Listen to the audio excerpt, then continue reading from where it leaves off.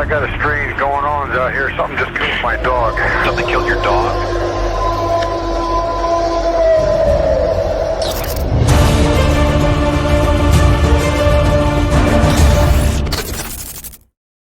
Hey, everybody. Thank you so much for joining this special edition of the Cryptid Podcast.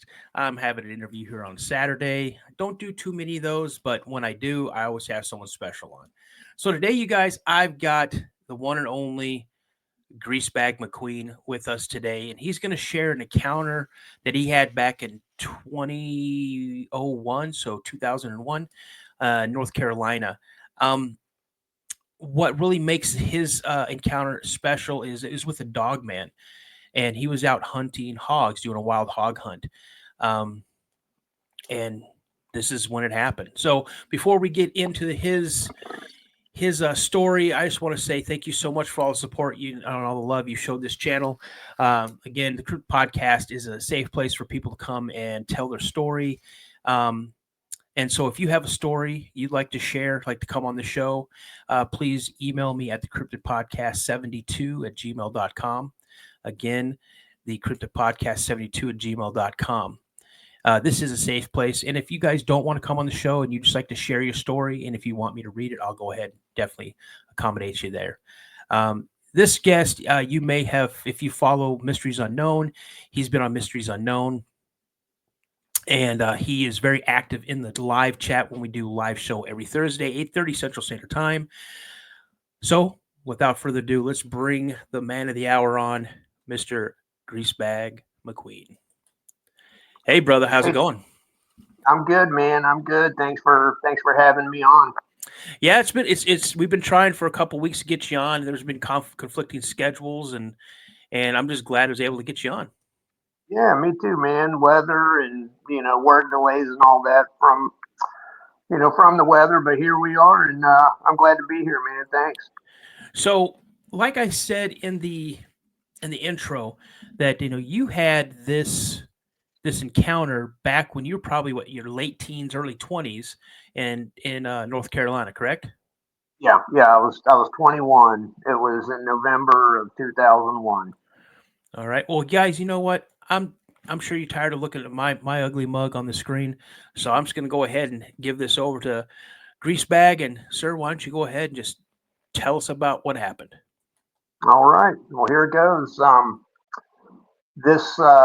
My encounter took place in the southernmost area of the Great Dismal Swamp, the contiguous area where it ends at the Albemarle Sound in eastern North Carolina. This is far, far south of the wildlife refuge. The area that it happened, it's very remote. To get there, you either have to take a boat in, or you would have to, traipse and, wade through probably 5 or 6 miles of very thick, very dense swamp. I'm going to leave the exact area kind of vague because people have asked me to, take them there, or if I'm going to go back, and there's no way that that's ever going to happen. So it's south of the Coast Guard Air Base there, close to Weeksville, and I'll leave it at that. But I had a couple of friends that lived in that area. One of them, whose family had a big compound there. His family had been in the area for many years, and they had a little, homemade boat ramp. So went to his house. This was, late morning when I got there, when I put my boat in the water.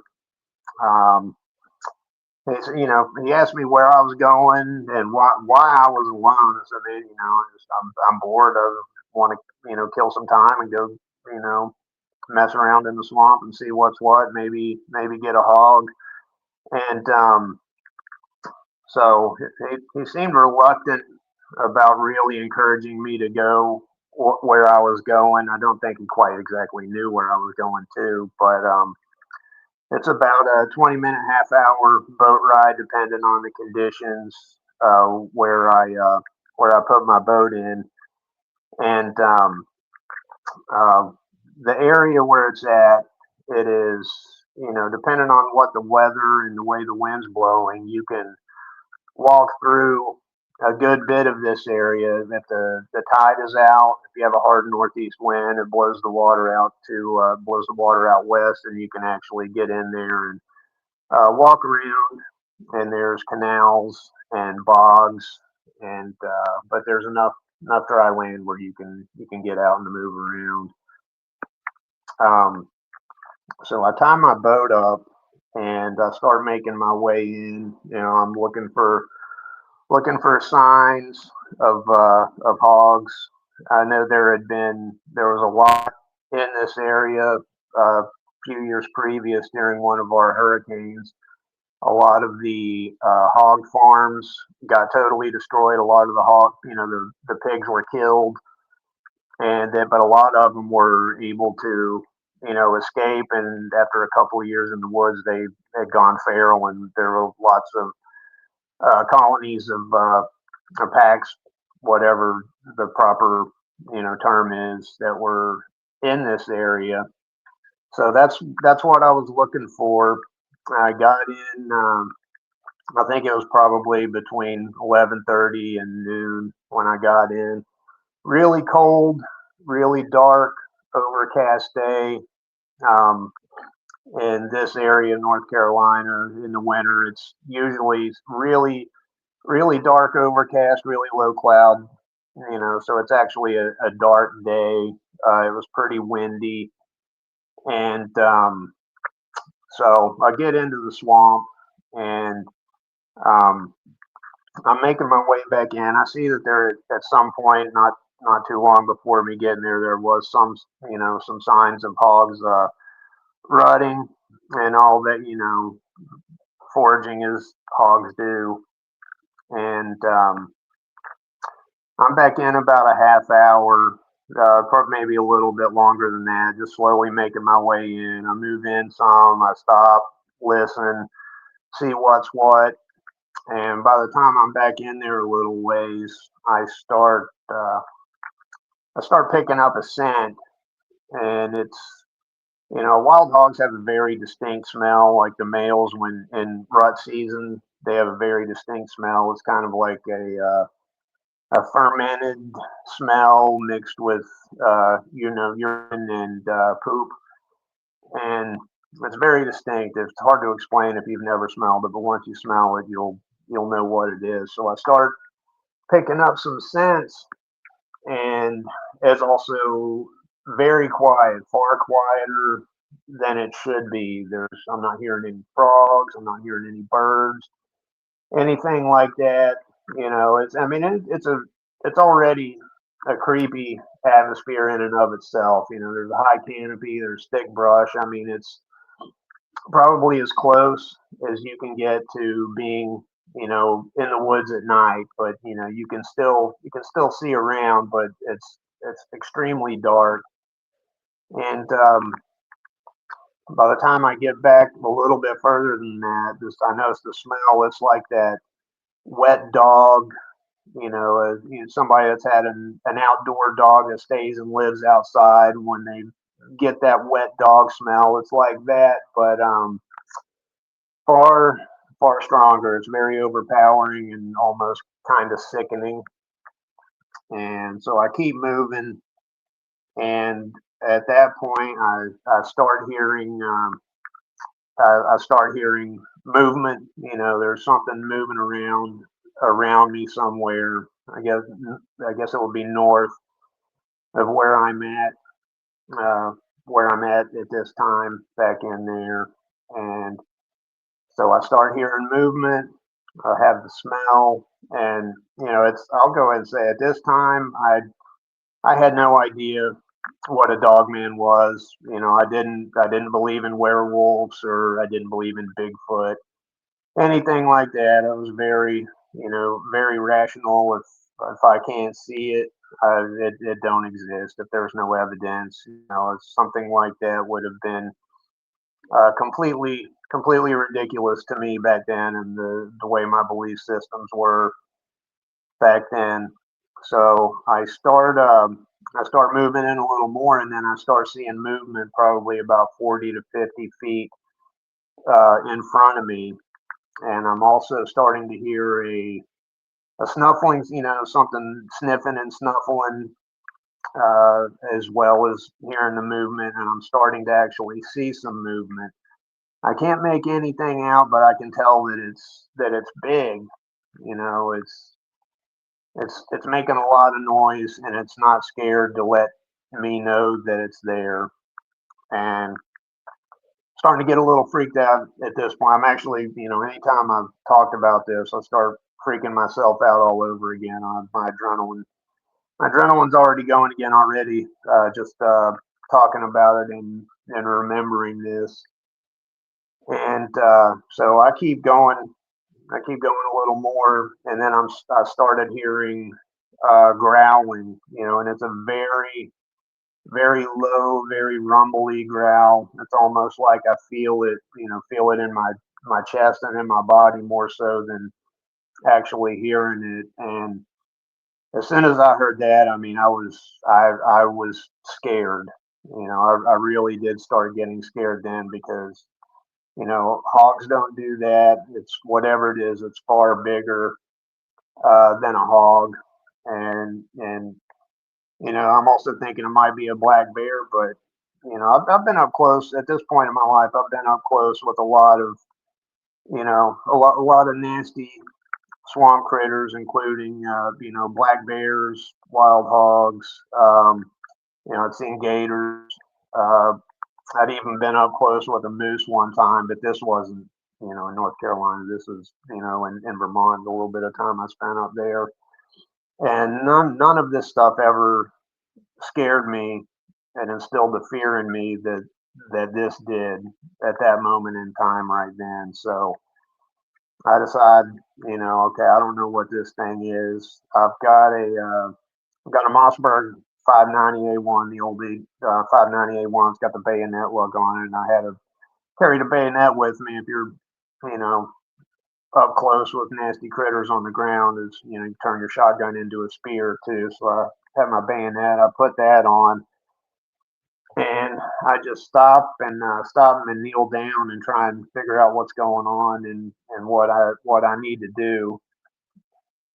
And it's moving around me. It's kind of circling around one way around me, and I'm back in the swamp a good ways. So and I'm still seeing it and seeing it moving and hearing it. So I think, okay, I don't know what this is. I'm scared to death. I'm going to go ahead and get on out of here. So I try to start making my way back out to where I put my boat in. And as I'm making my way back, I stop seeing it for a little bit. So I thought, okay, maybe this thing's moved on, and I keep going, making my way out. And like I said, the terrain back there's canals, there's bogs. You might not be able to move and exactly in a straight line. Where you came in and where you came out. You're gonna, have to do some maneuvering to stay on the ground. If you don't want to get wet, I didn't want to get wet because it was probably about 50 degrees that day, and it was cold, windy. It had been drizzling a little bit, and so I really don't want to get wet. I'm trying to stay on the ground, and the more I keep moving, the more this thing is. I start seeing it, seeing the movement in different spots, and it's actually getting closer to me. And I can't make anything out. It's so dark back in there, but I'm seeing this big shape hunched over, probably about 4 feet tall, and I think, okay, there's no way that's a bear. That's something I don't know what it is, and I really don't want to know. So I keep trying to move my way back out, and with the way the terrain is, at one point I realized that this thing has gotten between where I came in on my boat and where I am now. So this thing's between me and where I came into the swamp at. So, I stop. I try to think about what I'm doing, how I need to go about this. Part of me just wants to start shooting this thing and, you know, be done with it. At the same time, hunter safety. Be sure you're targeting what's behind it. That had been instilled into me since I was a kid, and so I just try to stay as far away from it as I can. But I need to get back to my boat. But this thing's between me and it. After a little bit long, I noticed that this thing is trying to stay away from the water, just like I am. So at this point, I just go, I go chest deep straight into the canal, going down the canal and then climbing up on the other side of the bank and then going through another bog. At this point, I'm heading west, trying to get to the west end of an arm of the sound right there that I know I can come out and then I can, walk my way back around through the water. And this thing is trailing me, the whole time. I'm hearing it. I'm seeing the movement, seeing the shape of it. Um, every now and then I would stop again to try and look around. And at one point, I see this thing, stand up behind a tree, and it's probably at least between 6 and 7 feet tall. It's huge, and that was the clincher right there. I was scared to death. I wanted to start crying and just run away, get away from there. I had that feeling of the little kid who thinks the monster in the closet or the monster under the bed is coming for him. The actual real boogeyman that I had never believed in. And eventually, I started to put some distance between it and myself because, like I said, it didn't seem like it wanted to get in the water. And eventually, about I'm back in there a couple hours at this point, making my way back out. I eventually come out to the creek where it meets up with the main open body of water right there. And I walk the sound right there. Even in the water, there it might be no more than waist deep, chest deep. Even a 3/4 of a mile out. It's not like the ocean or a big lake. It's the bottom's pretty consistent. So I walk 50, 75 feet out into the end of the water, and I walk back around south and then east, chest deep in the water, with my shotgun up over my head, so uh, you know, take care of my stuff. But then I finally get back to my boat, and I could see this thing still moving around back inside of the cover. That it had followed me all the way back around, but it wouldn't come out in the open and it wouldn't get in the water. And I get in my boat and I go back to my buddy's house, and it's not a second to wait because it starts getting foggy. It's drizzling, it starts getting foggy and colder. Really, the wind's blowing. The air here is very humid year round. So even when it's 50 degrees and the wind's blowing 20, it feels like 38, 40 degrees. So I'm soaking wet, freezing cold, get back in my boat, and I make it back to my buddy's house. And, he can tell that I'm pretty shook up. He's like, what's going on, man? I've never seen you like this before. And I was like, man, there's some. So I don't even want. There's something in the woods back there, back in the swamp. I don't know what it is. It followed me the whole time from the time I made it back in there a good ways until I came back out. I tell them about how I made my way back out to get to my boat and come back to his house. So he brings me in, gives me, he made me some coffee. And he put a big shot of bourbon in it and said, "Here, man, drink this. Calm down and tell me what happened."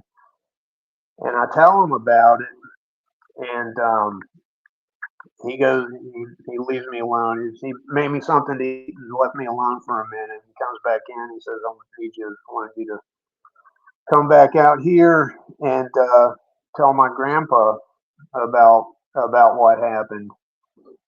So I go back into the the little house that his grandpa lives in back there, and I told him what happened, and I'd always been scared to death of his grandpa. I just thought he was a mean, nasty old man, but he was really spun out with PTSD from he'd fought in the Korean War, and I tell him about it, and he says, "Don't ever go back in there. You're lucky you made it out. That's where the big dogs live," or he said the big dogs live back in there or something. And I'm like, okay, this guy's good. That wasn't any kind of dog at all that I've ever seen in my life or know its existence. So I'm thinking he's just messing with me and trying to scare his grandson's friend. And so okay, man, yeah, whatever. That wasn't no dog. I'm just gonna get on out of here and get this behind me. And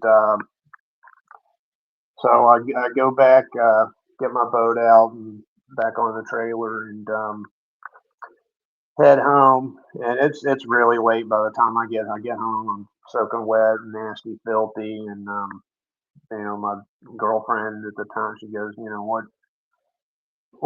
what happened to you? And I'm like, I don't even want to talk about it. I had a bad day. I'll leave it at that. And so that was that. That's the end of that. And then over the next months and years, I just convinced myself that I didn't see anything. I just freaked myself out. I was, getting worked up and gave myself the heebie-jeebies, and and left it at that. And I eventually forgot about it. I never even, got a pass. Like a total, like it never happened or whatever until a couple of years ago in my YouTube feed, it came up a Dogman encounter, and I was like, Dogman, what the heck is that? And I watched the video, and it was actually something kind of similar to what happened to me. And then like all those memories of that came flooding back, and I, thought about it, and I started looking into it, the Dogman, and all this other stuff. And also at this point in my life, I've been, had a very big change, lots of changes in my life. I was actually a much more spiritually aware person. I'd had a spiritual awakening, and then had come to believe that there are things that we don't know exist. I know that there are supernatural aspects to the world that we live in, and that's why I come to believe that that's what happened, was that I had a real, actual Dogman encounter. So that's that. Bro, that is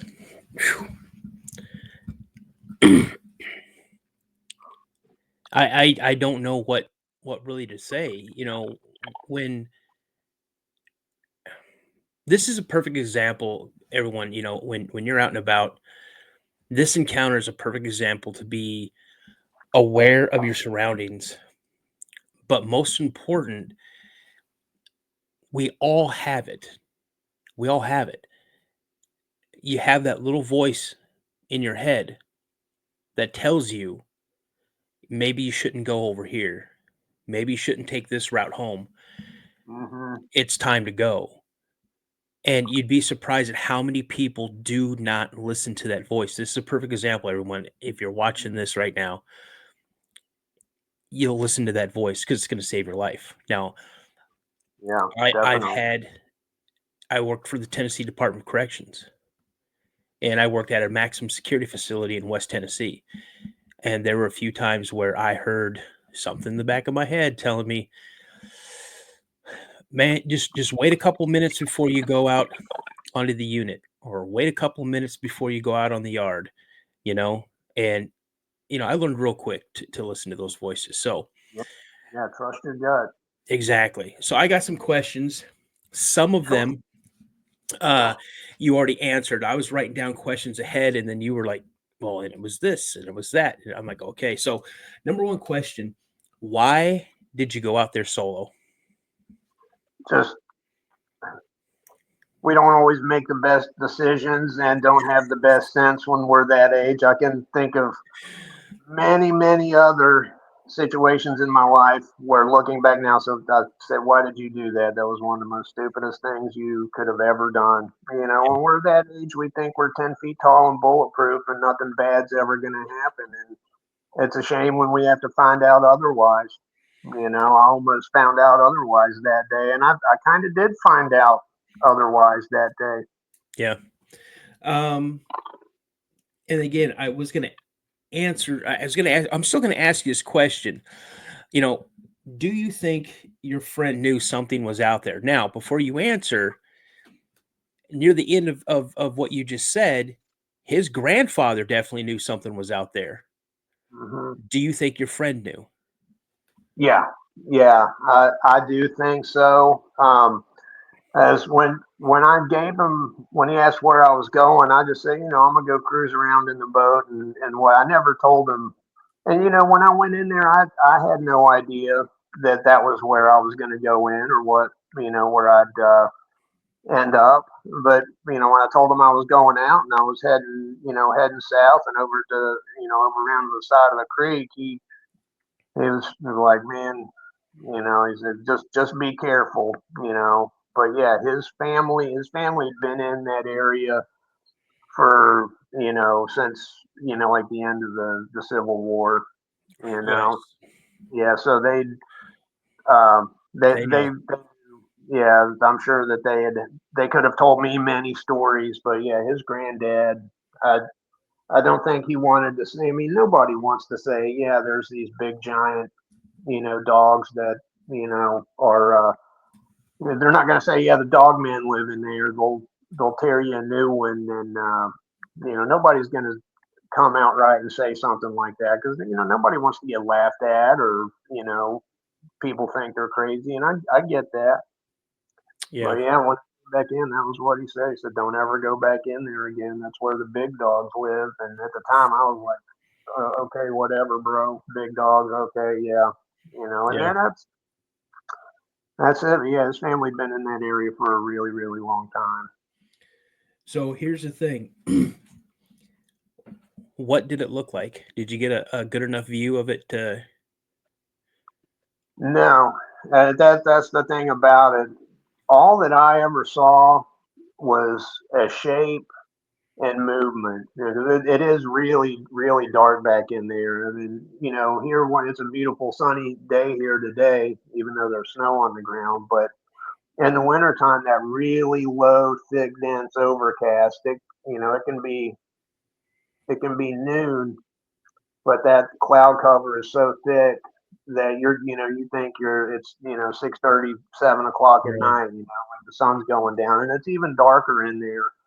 There's light back in there. You can see to move around, but the brush is so thick and it's so dark. All I ever saw was shapes and movement. How fast did it move? It I mean, when I saw it moving, it was kind of like creeping along. It was like it was stalking something. Like when you see, like a wolf or something when they're, Yep. creeping around like they want to get on to attack. But then when I wouldn't see it, I wouldn't see it for, 8, 10 minutes. And then the next time I do see it, it's in a completely different spot than before. So it could definitely move quickly and quietly through that terrain. Now was it moving around on four legs or two legs?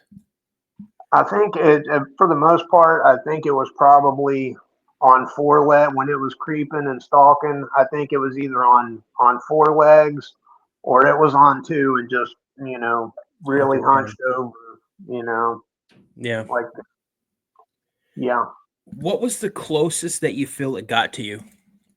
probably about maybe 30, 40 feet. And like I said, it's been a long time ago. It might have even been closer than that, and I just didn't know it.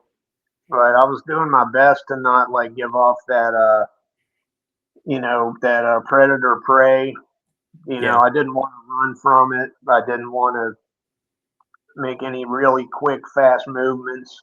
But, that's how animals hunt. When something gives off that instinct that it's scared and starts running, that's when they attack.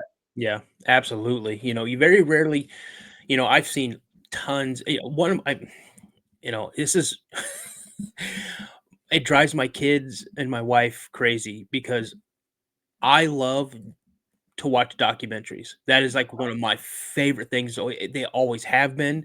As a kid, it was one of my favorite things. When like Wild America would come on, or you know, uh, things like that with nature would come on. I would just sit there for hours and just watch Oh and yeah. watch. Um, so when you are thinking that you're closer, or it's closer than you actually do, and you're right, if it gets too close, it's pretty much at the point where it's getting ready to go. It's getting Yeah. ready to expend its most energy Mm-hmm. to get you, and it's if you turn into prey, like you're gonna start running away. That's when that triggers and springs. Because Yeah. very rarely will you see a predator, an apex predator, um, come at you head on. If they do come at you head on, like bears and cougars, they're more or less, it's all a bluff to a certain Yeah. extent because they're trying to get you out of their area. Mm-hmm. And the minute you turn your back is when you're done. So Yeah. Yeah. how how long did it take you to get from where you first sensed this thing? And like you said, you didn't want to get into the water. Yeah. So I didn't want to. Yeah, it was freezing cold. how long did it take you to finally get, from where it was at to where you're like, forget it, I'm just gonna get in this Yeah, water. probably about an hour and a half, maybe. So this thing stalked you for like an hour, Yeah. Yep. man. And so you Yeah. got back. How long did it take you to get back to your boat? Oh, I was walking through this through that area of the sound, probably maybe 20 minutes, 20 minutes, half hour, something. Looking back and thinking how far it was probably about 20 minutes or a half hour. Now, when you're wading through this water, did you ever look over to see if it was kind of pacing you along the shore or just inside the wood line? Or Yeah, I was definitely keeping an eye, looking in that direction, and I think that I saw movement again many times, but it didn't want to come out any closer to that, because that's the big wide open body of water, the Albemarle Sound. It didn't want to come out of it didn't want to come out of cover, yeah. but I'm pretty sure I saw it, back in there moving around. Now, did you hear any type of vocalizations at all? Anything? Growling, barking? Yeah, yeah. It was all just growling and then sniffing and snuffling. How dogs when they're sniffing the grass and the ground. Yeah. That was. I didn't hear anything else other than that. Just typical dog noises. Now, let me ask you this: being from that area, and I'm sure you've been around in that area tons of times. Hmm. What is the and we're going to take Dogman completely out of this scenario. Outside of that, because when one of those are in an area, that's your apex predator. Yeah. There is nothing else. People want to argue. I mean, I've heard people, well, a grizzly bear can take out a dog man. A grizzly bear can take out a Bigfoot. Um, no, I'm sorry. I mean, it may give them a run for its money, but when it comes down to when you have something like that has the ability to do what they do, they're always at the absolute top of the food chain. So back to my original question is, what other type of predators are in that area? In that area, there's black bears, there's coyotes, there's alligators in a lot of spots. They're not as prevalent as like say in Florida, but there are alligators in this area. Coyotes. Okay, so a black bear is predominantly more afraid of humans and are Mm-hmm. less apt to go after a human and show that type of behavior. Coyotes definitely not, unless they're in a huge pack and you're hurt somehow. You could have a pack of 15 coyotes, and they're not gonna square off against a human being, especially one with a shotgun. Yeah.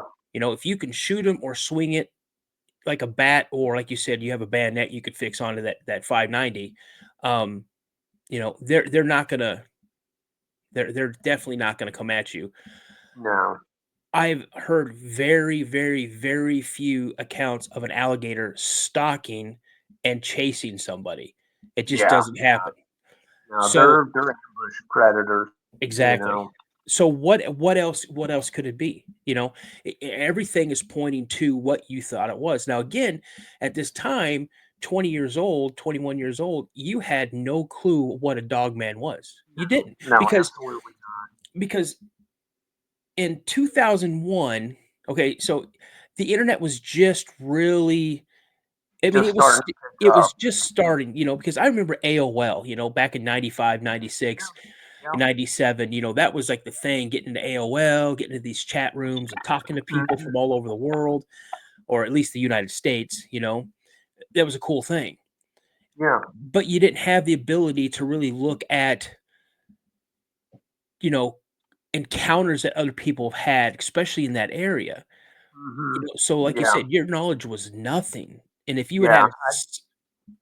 had a sighting, you would have probably thought, like my dad thought. Okay, my dad passed away in 2014. He still believed that in werewolves. Like he thought beyond the shadow of a doubt he saw a werewolf up in Alaska. And I'm assuming if you would have got a very clear look at this, that's what you probably would have thought it was. Hmm. You know, Yeah. Yeah. I think so.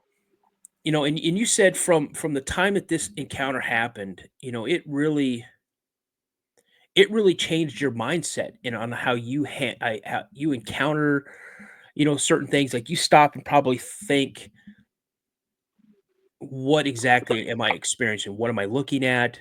You know, Yeah. you know, Yeah.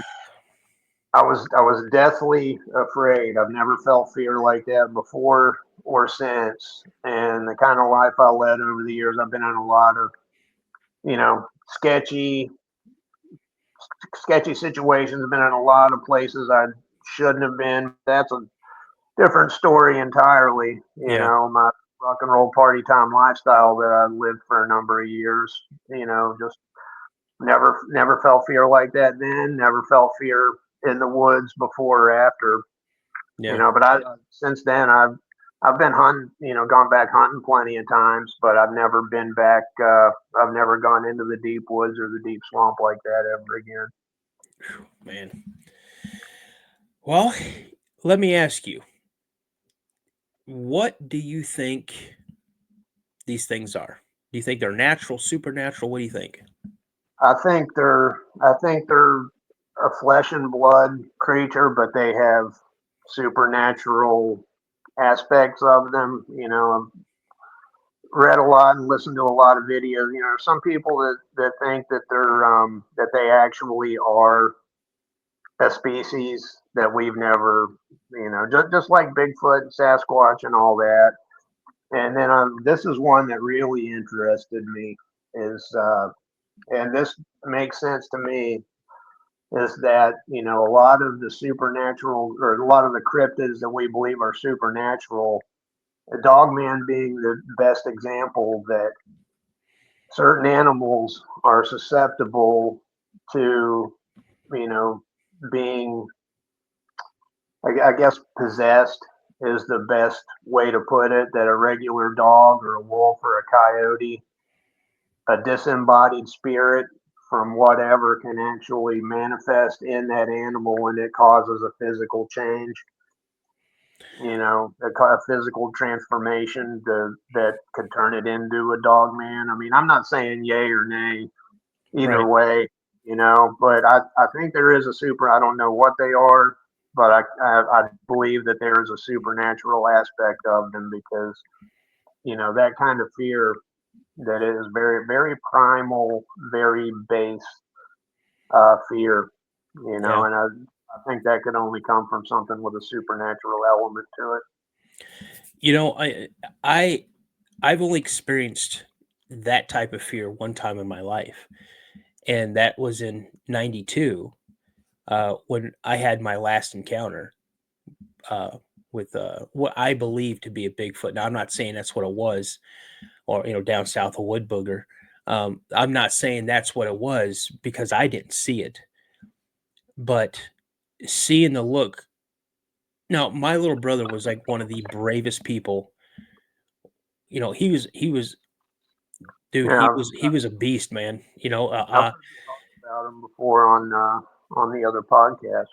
You know, to see the look on his face when he saw what he saw cross behind me by probably like, I don't know, maybe 100 feet, if that. It ran across the road behind me as I'm looking at him. He's looking at me because I'm trying to convince him to, like, hey, keep going. The look of fear and terror on his face, that shook me up. And then Yeah, hearing it, make noises and ripping through the woods. I was more concerned about my little brother getting back to the car than myself. And then right.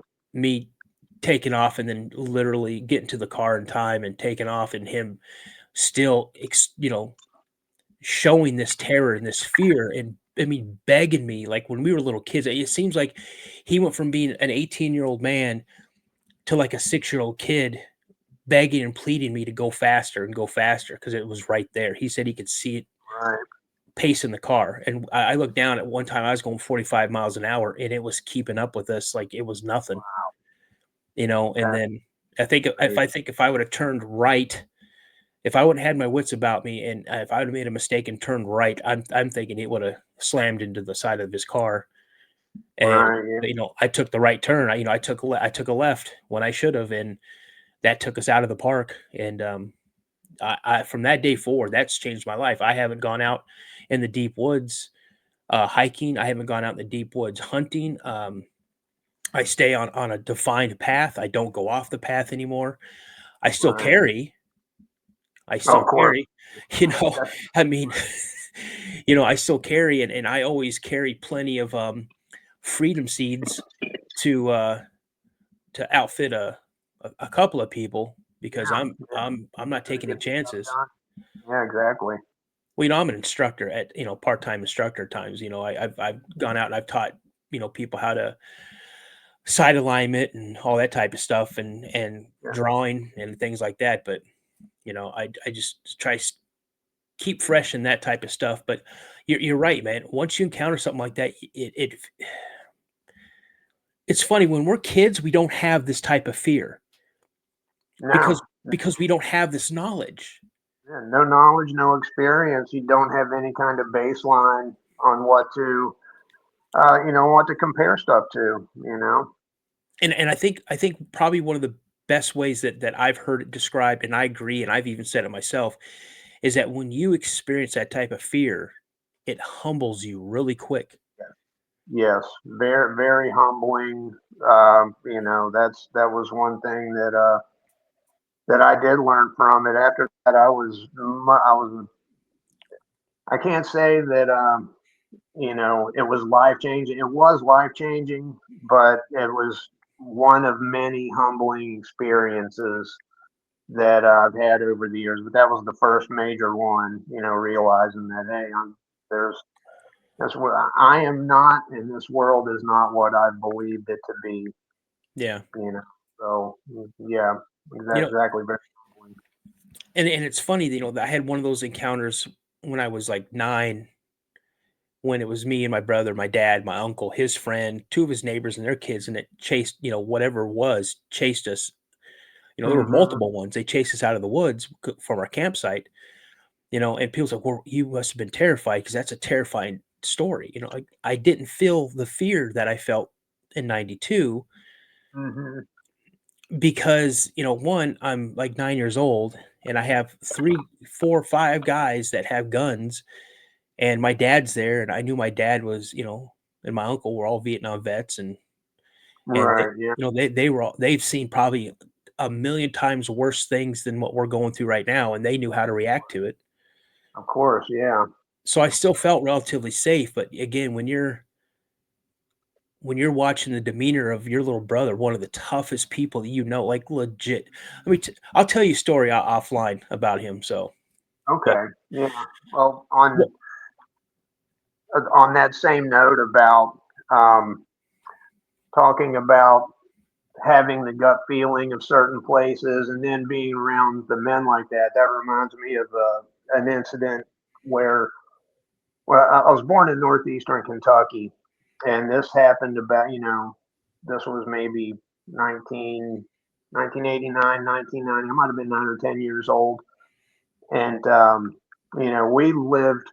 we lived up on the side of the holler, you know what mhm. I mean? Oh And yeah. we had probably 30, 40 acres of really wild, woods. And then there was a big strip mine, another mile on further than that. We all had dirt bikes, four wheelers, all that stuff. We had miles and miles of trails all through this area back there. But there was one area I can still picture it perfectly in my mind. There was one area where we made some trails back in through there, but none of us ever went in there. It's just sometimes when you got close to that one spot right there, you got a gut feeling. So Mhm. none of us would outright say, you got to be a tough guy when you're that age. None of us would outright say that they were scared of this place, but we all felt it. I know we all did. So we never went in this one area. And then this might have been I don't know, maybe a year later when we quit going into this one area. One of the other guys was riding back there, and he found, there was like a neighborhood stray dog. We all fed. It was a good dog. It was that neighborhood stray that we all kind of took care of. You know what I Mhm. mean? But it did its own thing. We found it ripped apart. Maybe 40, 50 feet from the area where that one entrance is to all those trails back in that denser section of woods. This guy comes home and tells his dad about it. So all the dads, they all arm up and go back there, and we're looking at this thing, and I could tell that it shook them up too, because there was nothing like that around in that area that would tear something up like that. And that was one of the first. One of the first times I didn't acknowledge it at the time, but that was one of the first times I had one of those real gut feelings for a good reason. You know Yeah. what I mean? I relate to what you're saying with all the dads and everything being around, and you have that feeling of the sense of security, but yet you know that there's something else, some other aspect of it. Yeah. Well, sir, I want to say thank you so much for spending spending me an hour or so with me on a Saturday morning, man. I really appreciate this was better than waking up at 6 in the morning, 7 in the morning to go turn on Saturday morning cartoons, man. Really, I had a good time. Yeah, me too, man. Thanks a lot. I'm glad to be here and glad to be part of the community. I think you and Josh are great guys. Always look forward to the live stream, and I'm just happy to be a part of it. And it's been finding this community, being able to talk about this stuff. I kept it to myself. I mean, I kept it to myself for many, many, many years. And it's good to have somewhere you can talk about it and not have people call you a nutcase or Yeah. ridicule or whatever. So thank you. Hey, man, I appreciate it. And it's for my sighting that I had when I was 12. I tried to talk to some people about it. I mean, I knew I didn't have to worry about it being called like crazy or stupid or whatever because my dad saw it. And then my little brother came out and he saw some. So the two people that are just like the foundation of who I am today. And it's funny saying, oh, your little brother had yeah, my little brother had a profound impact on my life. He's 2 years younger than me, but I mean, he was so he's probably one of the wisest, and he literally was probably the smartest person I ever knew. Like intellectually, he was intelligent. I'll talk about that a little bit with you in the lobby, but it's just that I could share it with them, but when I tried to talk to other people, I was ridiculed, and it was 33 years before I got the courage enough, and I found Sasquatch Chronicles, and I sent Wes Germer an email, and he got back to me almost immediately, it seems like, and he had me on the show, and it was so therapeutic. Like after I got off of talking, got off of the phone talking with him, it's like a huge release, like I felt like all this weight was just gone, and I felt better talking about it because now, I had already listened to a lot of his episodes, and there were people who were experienced the same things that I experienced, and I knew I wasn't crazy. So yeah, that's a good feeling when you have that, when you have a feeling of acceptance and acknowledgement with it. Yeah, I totally get that. Yep. Well, all right, my friend, we're gonna close the show. All right. So thank you very much.